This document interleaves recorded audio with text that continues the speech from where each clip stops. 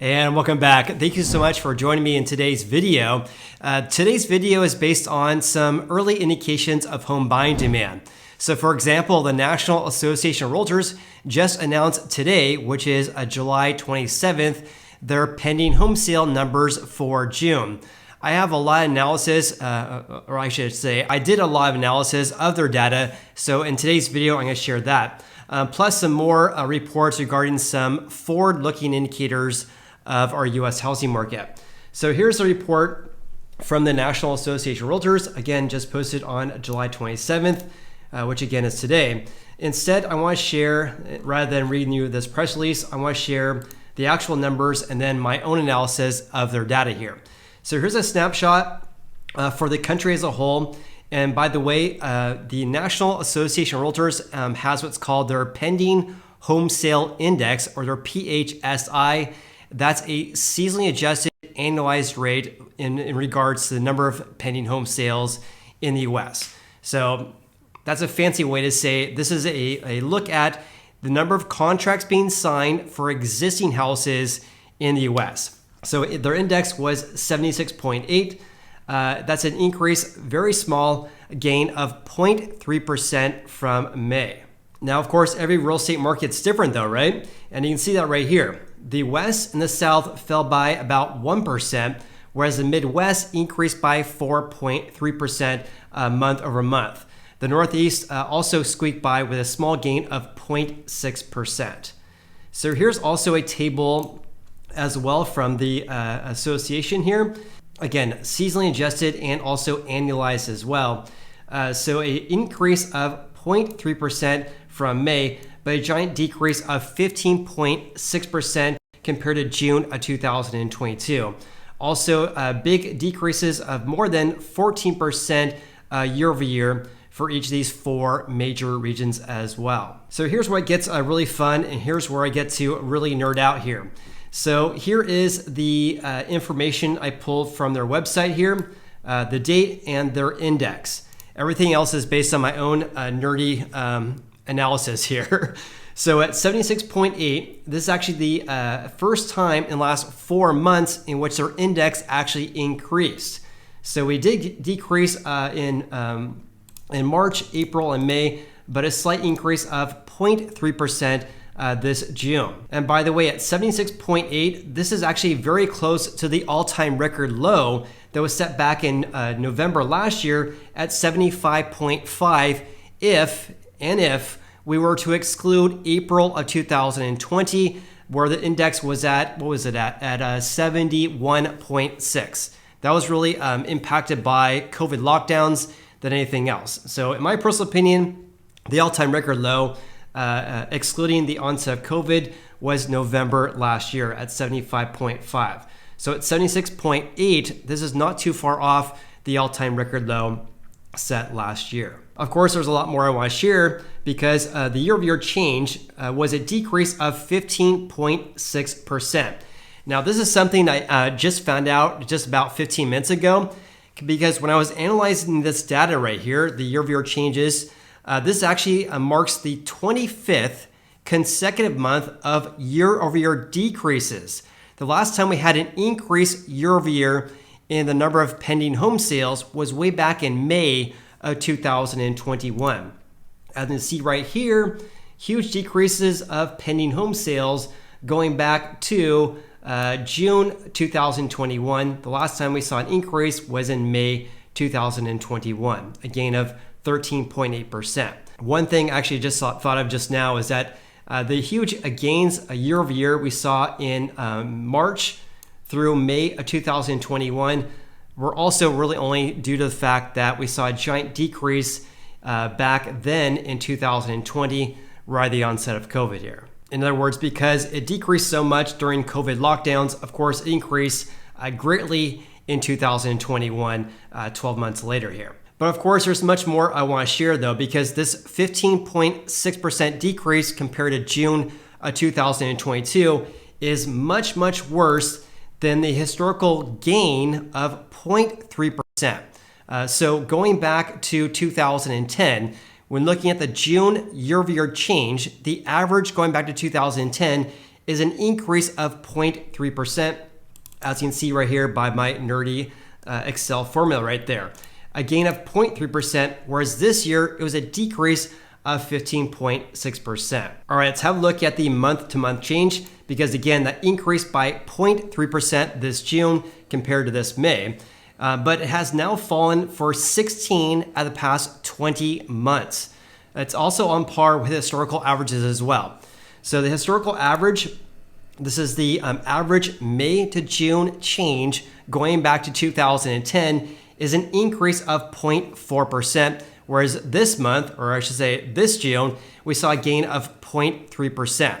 So in summary here, the month-to-month change is on par with historical averages, but the year-over-year change is of course much, much worse than the gain of 0.3% versus the 15.6% decrease we saw this June. But wait, there's more, because I also want to look at what is the change this June compared to pre-pandemic levels back in June 2018 as well as 2019.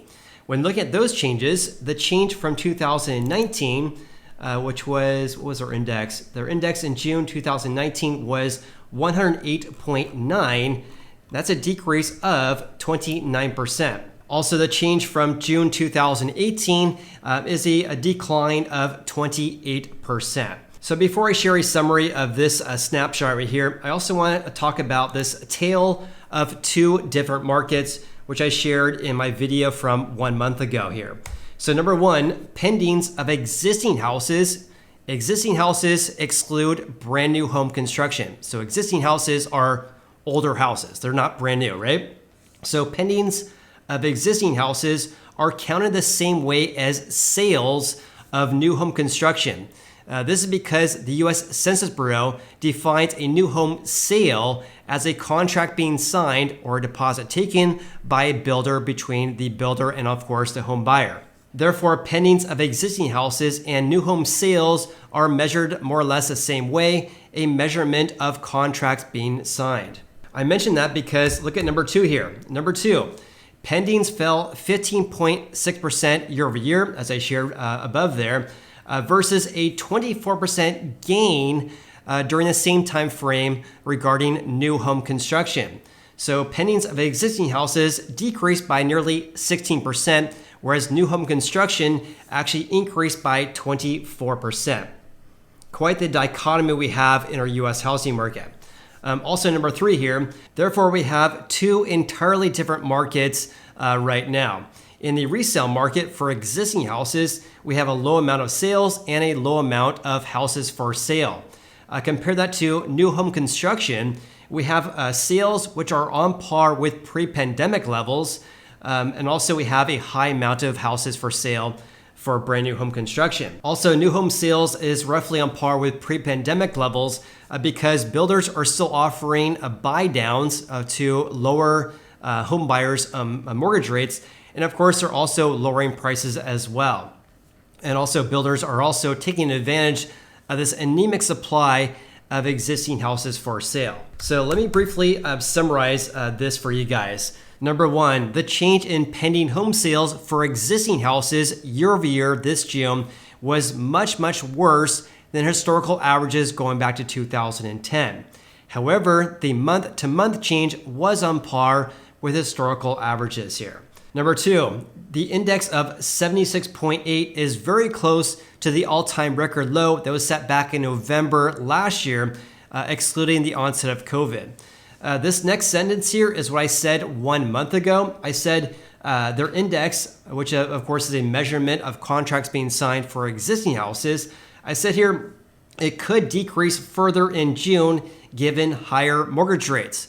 I wanted to include that because that's what I said in my previous video from a month ago, but that actually did not happen though, right? Which is quite surprising because average rates from May to June actually did increase. So average rates this May, according to Freddie Mac, was 6.43% and also increased to 6.71% this June. So in other words, this gain of 0.3%, even though it was a small increase, did catch me by surprise because average rates were increasing from May. And also number 3 here, we'll likely see subdued closed home sales in the next 1 to 2 months because pending home sales are near record lows. And on top of that, mortgage rates have been increasing this July as well. Speaking of that, take a look at this, because this May, the average rate was 6.43% for people with great credit, according to Freddie Mac.